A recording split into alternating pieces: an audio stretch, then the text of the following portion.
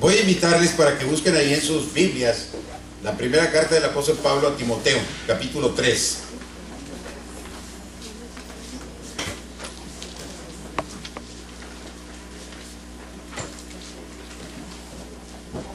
Y ahí en los versículos del 14 al 16, primera de Timoteo, capítulo 3, de los versículos 14 al 16, dice de la siguiente manera: esto te escribo, aunque tengo la esperanza de ir pronto a verte, para que si tardo, sepas cómo debes conducirte en la casa de Dios, que es la iglesia del Dios viviente, columna y baluarte de la verdad. E indiscutiblemente grande es el misterio de la piedad. Dios fue manifestado en carne, justificado en el Espíritu, visto de los ángeles, predicado a los gentiles, creído en el mundo, recibido arriba en gloria. El proceso para la organización de iglesias está en la capacitación. Y esto no lo digo yo, esto lo dijo el Señor Jesucristo. Ustedes pueden ver en los evangelios que Él seleccionó, a través de la oración, Él seleccionó a 12 para que estuvieran con Él, para enseñarlos, para mandarlos a predicar, y les dio autoridad. Ahora, en ese proceso está verdaderamente si se puede o no se puede cumplir con los requisitos que demanda el organizar iglesias. Nosotros sabemos que Judas no cumplió esos requisitos, que Judas, aunque fue seleccionado, Judas traicionó a nuestro Señor Jesucristo. El apóstol Pablo traía un seminario ambulante. Podemos ver a través de los escritos que él mandó a las cartas en que tenía varios pastores. Y uno de estos pastores era Timoteo. Timoteo fue un joven que reclutó Pablo ahí en Listra. Él había tenido una abuela y una madre que lo conducieron en la palabra de Dios, en lo que es el Antiguo Testamento, pero Pablo le llevó el mensaje y se convirtieron.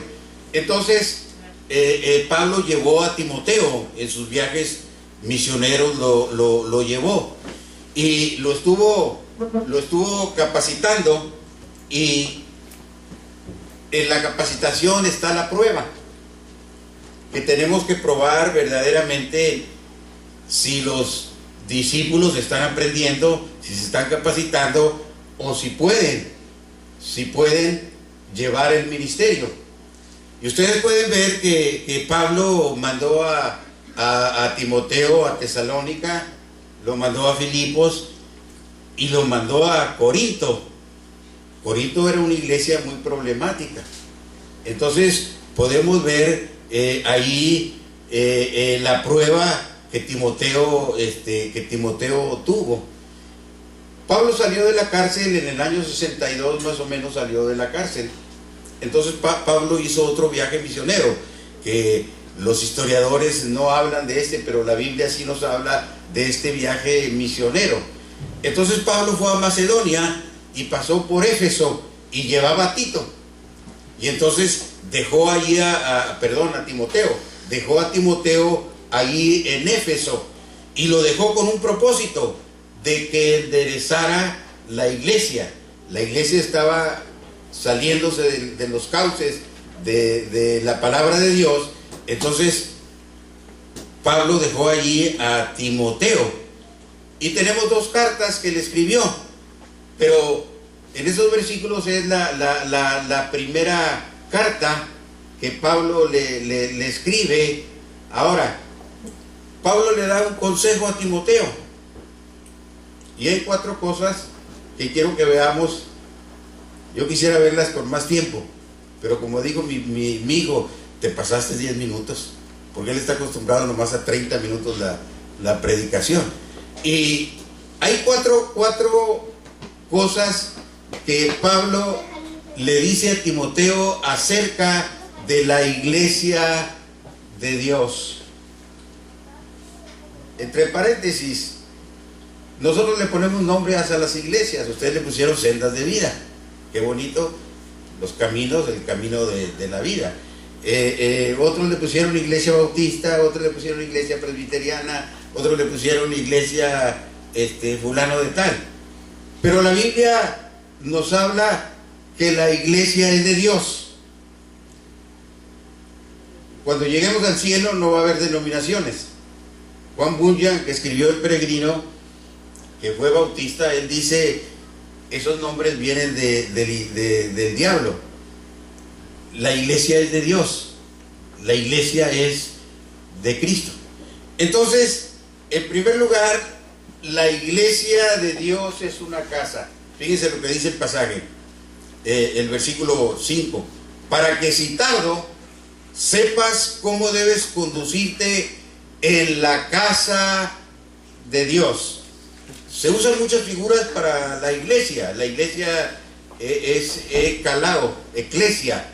Es el conjunto de personas que ha redimido Cristo y que se unen para cumplir los mandatos del Señor Jesucristo. Entonces, una iglesia es de Dios. Y dice Pablo, la iglesia de Dios es una casa, pero no es un edificio. Dice que es una habitación. Entonces, en la iglesia de Dios habita Dios. ¿Por qué?